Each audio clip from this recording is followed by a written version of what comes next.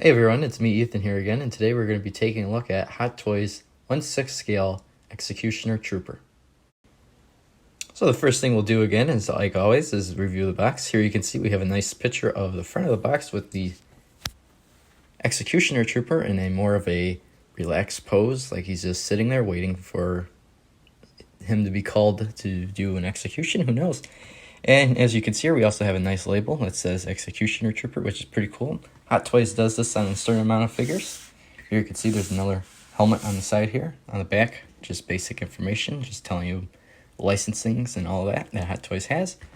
Then on here, on this side, we have another picture of the Stormtrooper's helmet. As you can see here, this time it shows the black stripe that goes across the helmet. But overall, that is the box. Now when you open up the box here, you can see we have another nice art panel of the Executioner Trooper in more of a action stance, as you can see here. So overall, we'll take this off, and now we'll get to look inside. So now looking into the box here, as you can see, I already have taken out everything, but as you can see, here you would have the staff that he has, the laser attachments that you can put onto the axe. It is an axe, I guess you can call it. Here you have where the Stormtrooper would be. You can see he has a good assortment of hands down here that are packaged nicely. And he also does come with extra wrist pegs, which is in that square right there. And then up here, you can see we have another area for where his blaster would be. So now moving on before we get to the figure, as you can see, we have all the accessories that he comes with. As you can see here, he does actually come with 4 hands for his left and 5 for his right. The 2 that are missing, again, like I always say, are on the figure, which would be the gripping hands for the actual staff here, as you can see. As you can see, we have just pretty much more of a relaxed hand. This is I call this more of the front arm grip for the blaster. Trigger finger, fist, another trigger finger, more of a waving hand or stopping, whatever you want to call it, and then another relaxed grip. So if you want to make him holding his blaster with using his left hand, where he's holding the trigger with his left hand and he's holding the gun with his right hand, or you can do it the other way, holding the blaster trigger by the right hand and the relaxed hand is on the left. As you can see here, we have another blaster, pretty much the same thing as you would get with a normal First Order Stormtrooper. Nothing really changed about it. So again, just looks exactly like what you would see in the movie, which looks pretty cool.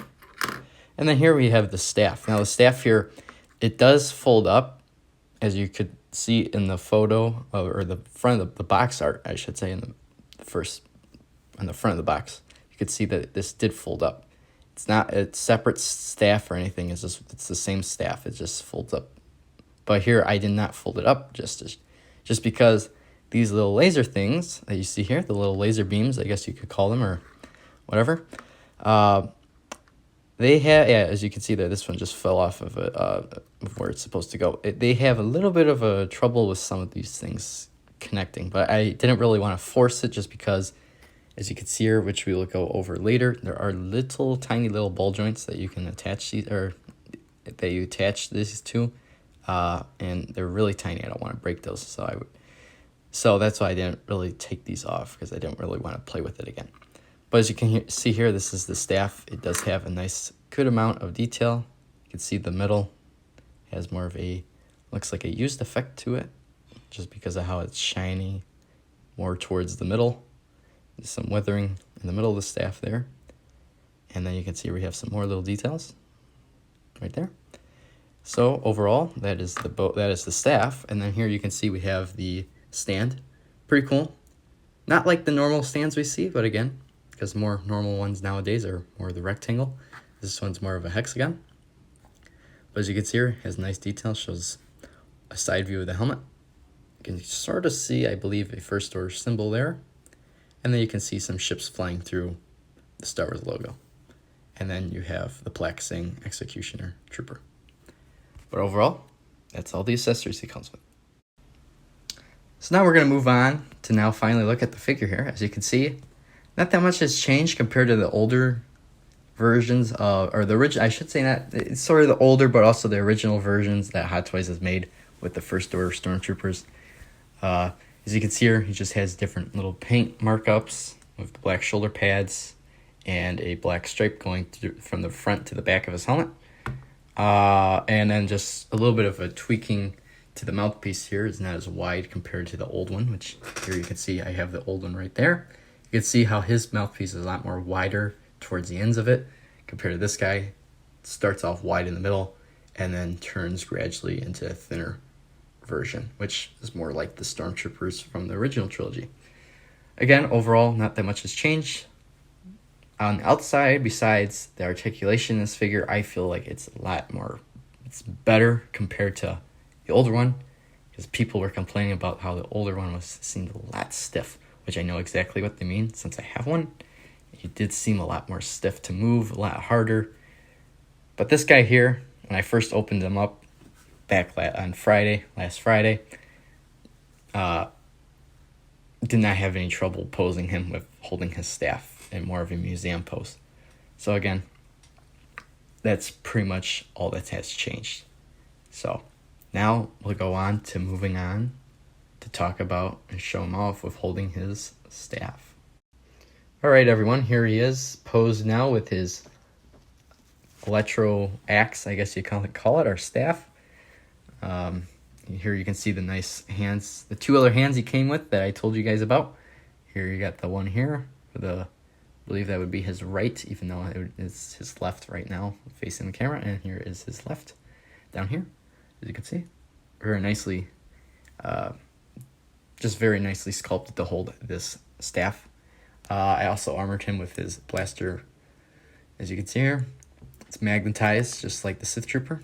Definitely recommend you guys checking out the Sith Trooper video. Pretty cool. Very vibrant red character. So now we'll be going into the review. I'll just do it now. I would definitely recommend you guys picking this guy up if you can. And why I say that is just because he's different compared to the other Stormtroopers we see. He's got more of a different color variation, or markings, I guess you can call it, as you can see with the upper part of his armor. Different weapon of choice, as you can see there. And just different Stormtrooper, really, because it's the Executioner Stormtrooper. So that'd be another reason. And then one of my major reasons would probably be because I feel like he's more poseable, his articulation is not hindered as much as the older ones were from Force Awakens. So I would definitely pick this guy up if you're afraid of stressing the figure out too much with the older ones, just because they didn't really pose well. If you have trouble posing, I would definitely recommend watching Terry Smith. If you don't know who Terry Smith is, he is a really good poser. I believe he's like the official poser for Sideshow. He does a lot of videos of posing, and he has done on his actual channel, which is just Terry Smith. He has done posing with characters like with the Stormtroopers, really, just because of how much people complained about how these guys they didn't seem posable at all. He kind of disproves that. So you can watch his videos. Again, that video though is more showing that you can pose them more than showing how to pose them. But here you can see that'd be if you need help with posing characters like this. If you have one, definitely check that video out. So again, overall, I think he's a cool figure. Sadly, now you can't really pick him up at Sideshow anymore.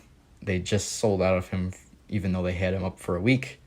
Again, they brought him back, even though this was a figure made back in, I believe, 2017, back when Episode 8 came out. So you really can't get your hands on this guy anymore through Sideshow now, because they sold out of him, or they're sold out of him. So you would have to go, my guess is on eBay to find this guy. Can't guarantee if he's going to be higher or lower in price, but that's where you could pick this guy up. So overall, guys, I hope you like this video. Please leave a thumbs up. And if you haven't already, please subscribe to my channel. It's free. It's also, if you're really into figures or Legos like I've done for reviews, definitely click that subscribe button and turn on the notification bell. I said bill, but make sure just hit the bell. to be notified. So again, guys, I hope you enjoyed this video, and I'll see you guys in the next video. Goodbye!